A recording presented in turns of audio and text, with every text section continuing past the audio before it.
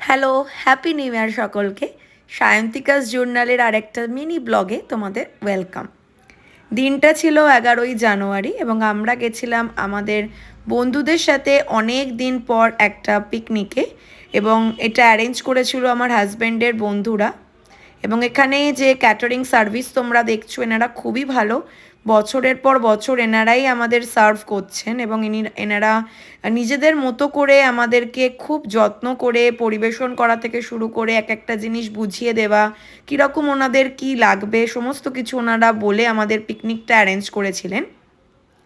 এবং এই দিনে আমরা যেখানে গেছিলাম সেটা হচ্ছে কোদালিয়া গ্রাম পঞ্চায়েত, এবং এখানে আমরা প্রথম থেকেই খুব মজা করছিলাম। সকালবেলা অন টাইম সকাল 10টা সাড়ে 10টার মধ্যেই এনারা ব্রেকফাস্ট আমাদের রেডি করে দিয়েছিলেন, যার মধ্যে ছিল হচ্ছে একদম গরম গরম কড়াইশুঁটির কচুরি, আলুর দম এবং নলের গুড়ের সন্দেশ, যেটা বাঙালিদের ইমোশন। পিকনিকস মানেই হচ্ছে আমাদের ছোট থেকে বড় হয়ে ওঠার যে একটা সুন্দর মিষ্টি গল্প, সেই গল্পটা, এবং যার মধ্যে থাকে অনেক ইমোশনস, অনেক কিছু নস্টালজিয়া। চড়ুই ভাতি, এবং চড়ুই ভাতি মানেটা হচ্ছে আমরা এতগুলো চড়ুই যখন একসঙ্গে ভাত খেতে বসি সেখানে তো কিচিরমিচির হবেই, এবং লাগাম ছাড়া আনন্দ, নিজেকে একদম কোনো রকম ফর্মালিটি না করে বন্ধুদের মধ্যে মেলে ধরা, যেটা আমরা ছোট থেকে করে আসি, আনফিল্টার্ড আস। এবং এনারা সকলে খুব, আমাদের প্রথমবার গেছি বলে আমার বন্ধুরা খুব এক্সাইটেড ছিল আমাদের নিয়ে।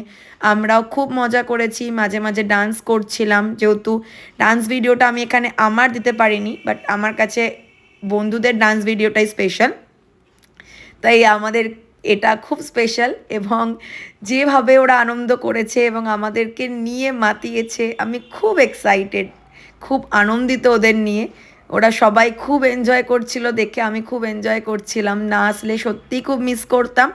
তারপরে আমাদের ভাতের যেটা লাঞ্চ টাইম ছিল সেখানে পোলাও ছিল, অল্টারনেটে মাটন এবং পমফ্রেট ছিল। যেহেতু আমি মাটন খাই না তাই আমার জন্য পমফ্রেট ছিল, ফিশ কাটলেট ছিল, চাটনি, পাঁপড় এবং মিষ্টি ছিল।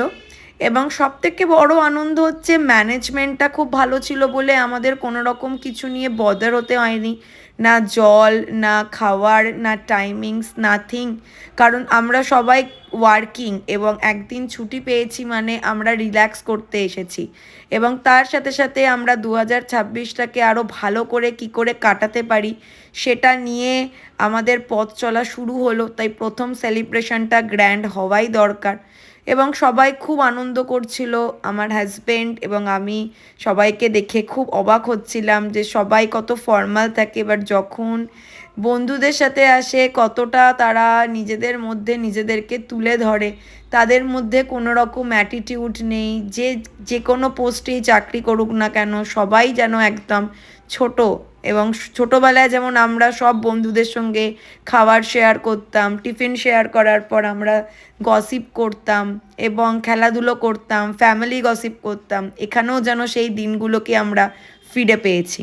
তারপর আমি চলে গেছিলাম কিছু ফটোশ্যুট করতে। লোকেশানটা নো ডাউট খুব সুন্দর ছিল, গ্রিনারি ছিল, বাট বড্ড ধুলো ছিল, এবং সেদিনকে রোদ্দুরটারও খুব জোর ছিল, বাট হাওয়া দিচ্ছিল বলে আমাদের খুব ভালো দিন কেটেছে। এবং পুরো শীতকালের আমেজ যেরকম হওয়া দরকার সেরকমই। ছোট্ট ছোট্ট ছোটোবেলার বন্ধুরা যখন আস্তে আস্তে বড় হয়ে যায়, সে আগের ছবিগুলো দেখে খুব নস্টালজিয়া ফিল হয়। আমি এবং আমার হাজব্যান্ড বিয়ের আগে থেকে আমরা অ্যাজ আ বেস্ট ফ্রেন্ড ছিলাম, তো তারাও আস্তে আস্তে চেঞ্জ হচ্ছে, ফটো ফ্রেমে আমাদের মুখ চেঞ্জ হচ্ছে, আমরা চেঞ্জ হচ্ছি, দেখে মনে হচ্ছে জীবনের যেন এক একটা পাতা এভাবেই আমরা পাল্টে পাল্টে অধ্যায় শেষ করার পথে। যাই হোক, জায়গাটা আমাদের খুব ভাল লাগছিল। আমাদের লাইফটাও ঠিক এরকমই, কখনো আমরা প্লেন রাস্তা দিয়ে হাঁটি, কখনো যেন একদম এবড়ো খেবড়ো, এবং কখনো যেন হাঁটতে আমাদের খুব কষ্ট হয়। আমাদের নিজেদের এই খোঁড়া মাটিতে যেমন জল দিয়ে আমাদের মাটিটাকে সবুজ করতে হয়, লাইফটাও কিছুটা তাই। এবং কিছুটা সাইট সিনস আমরা দেখছিলাম, এবং পুকুর ধারটা দিয়ে হাঁটতে খুব ইচ্ছা করছিল, বাট ওই রাস্তাটা তো ঠিক সবসময় আমাদের মতন থাকে না, যেমন আমাদের জীবনেও সব রাস্তা আমাদের মতন থাকে না, আমাদের সেই রাস্তাটা খাড়াই থেকে সমতলে করে নিতে হয়। Thank you very much.